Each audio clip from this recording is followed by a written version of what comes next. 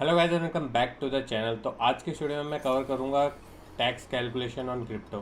तो इसमें हम दो सिनेरियो लेंगे, एक में हम माइनिंग करेंगे और दूसरे में हम ट्रेडिंग करेंगे, और दोनों में क्या क्या टैक्स लगने वाले, कैसे ये कैलकुलेट होगा, हम उसके बारे में डिस्कस करेंगे। तो वीडियो शुरू कर देते हैं हम। तो चलिए, सबसे पहले मैं स्क्रीन पर चल लेता हूँ। तो जैसा कि आप यहाँ पे स्क्रीन पे देख सकते हैं, मैंने लिखा हुआ है कैलकुलेशन ऑफ टैक्स। तो सबसे पहली चीज़ मैं आपको बता देता हूँ कि आपके जो आपको पता भी होगा, आपने सुना होगा कहीं ना कहीं कि आपके हर ट्रांजैक्शन पे 1% TDS कटेगा। यानी कि आप बाई करते हो या सेल करते हो, हर एक पे 1% TDS कटने वाला है। एंड उसके बाद 30% आपके प्रॉफिट पे कटेगा। इसको मैं आगे एक्सप्लेन कर दूंगा। एंड 18% GST जो आपने सुना होगा, वो आपके टोटल जो यहाँ पर होता है टर्नओवर होता है। जैसे कि मान लीजिए आपने 1000 रुपये का बाई किया है, उसके बाद उसको 1200 में बेच दिया, तो टोटल आपका 2200 होता है। तो ये उसके ऊपर नहीं लगेगा। काफ़ी लोगों को यहाँ पर डाउट है कि ये टर्नओवर पे लगेगा, जबकि ये ट्रांजैक्शन फ़ी पे लगेगा। जो कि आप देख सकते हैं, जब भी आप कोई बाई या सेल करते हैं, वहाँ पे 0.01% या ऐसा कुछ आपके वहाँ पर लिखा हुआ आता है, आपके जो भी आपका ब्रोकर होगा उसमें। तो चलिए, हम यहाँ पर बेसिक्स मैंने यहाँ पर आपको बता दिया कि क्या क्या यहाँ पर लगने वाला है। तो अभी हम जो है सिनेरियो 1 की तरफ चलते हैं, जिसमें हम माइनिंग करने वाले हैं। तो माइनिंग पे कैसे टैक्स लगेगा मैं आपको बताता हूँ। एंड जहाँ पे आप देख सकते हैं कि हमने पहले यहाँ पर GPU रखा हुआ है, यानी कि आपका हार्डवेयर हो गया। तो उसके बाद आप माइनिंग करोगे, आपको बदले में यहाँ पर मिलेगा इथीरियम, जो कि आपका इथीरियम जो मैंने आपको बताया था एथरमाइन से उसमें जाता है एक्सोडस वॉलेट हम जहाँ पे यूज़ कर रहे हैं। तो आपके पास यहाँ पर ये एथरमाइन में पड़ा है, आप कह सकते हैं, वो आ जाएगा आपके एक्सोडस वॉलेट में।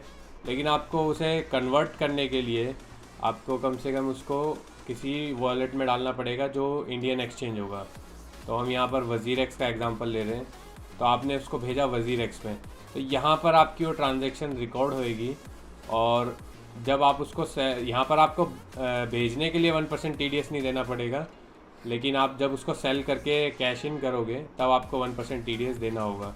तो यहाँ पर मैंने 1% TDS लिखा हुआ है।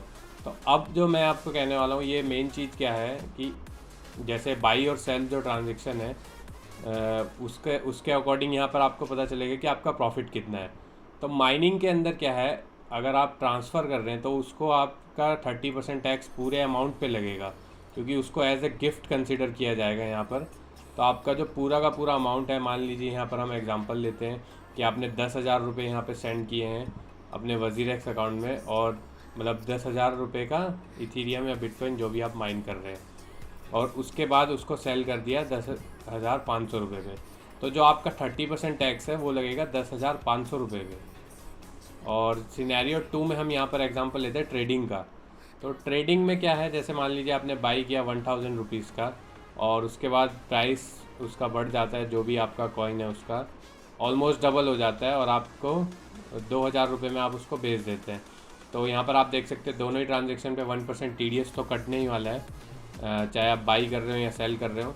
लेकिन जो आपका प्रॉफिट है वो 1,000 रुपीज़ ही होगा, क्योंकि आपने 1,000 तो बाई किया था एंड 1,000 वो रेस कर गया है। तो आपका जो टोटल प्रॉफिट है वो 1,000 है। तो आपका जो 30% टैक्स है वो 1,000 पे लगेगा, तो जो कि कुछ 300 हो जाएगा, प्लस इसमें आपका TDS रहेगा। एंड ट्रांजैक्शन फ़ी पे 18% GST, जो कि बहुत ही मिनिमल है, तो मैं उसको यहाँ पर ऐड ही नहीं कर रहा। अगर आप बहुत ज़्यादा ट्रांजैक्शन करते हैं तो वो आपके लिए ज़्यादा रहेगा। तो हमारा जो लास्ट चीज़ है, हम लूप होल की बात कर रहे हैं, माइनिंग। ये लूप होल माइनिंग में है, ट्रेडिंग में अभी तक इसका कोई है नहीं। आप ट्रेडिंग में देख सकते हैं। हालांकि मैं कहूँगा नहीं आप इस लूप होल का इस्तेमाल करें, पर मेरे को पता है यहाँ पर कुछ लोग तो ज़रूर करने वाले हैं। तो आप जो है अगर इसको देखें कि हमारा ये प्रोसेस था कि GPU से आपके एथर माइन में जाता है पैसा, माइन होके, सॉरी कॉइन माइन होता है एथर, इसमें एथर माइन में रहता है कॉइन आपका। आप उस कॉइन को आगे ट्रांसफ़र करते हैं अपने वॉलेट में, और उसके बाद आप वज़ीर एक्स या किसी भी अन्य जो इंडियन एक्सचेंज है वहाँ पे ट्रांसफ़र करके फिर उसको कैश इन कराते हैं। पर यहाँ पर आप उसको जब तक किसी और को ट्रांसफ़र नहीं करते हैं तब तक आपको कोई भी यहाँ पर टैक्स देना नहीं रहेगा।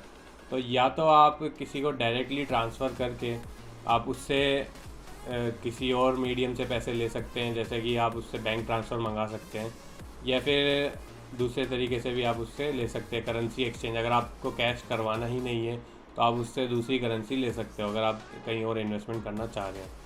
तो ये कुछ तरीके थे और आज के वीडियो में सिर्फ इतना ही है। तो मैं आपको मिलूँगा अगले वीडियो में। अगर आपको टैक्स रिलेटेड अभी भी कुछ समझ में ना आया हो तो आप नीचे कमेंट करके पूछ सकते हैं, मैं इसके बारे में आपको कमेंट में बता दूंगा अगर हो सका तो, वरना मैं आपको उसके लिए एक और वीडियो बना दूंगा। तो मैं मिलूँगा आपको अगले वीडियो में, तब तक के लिए गुड बाय।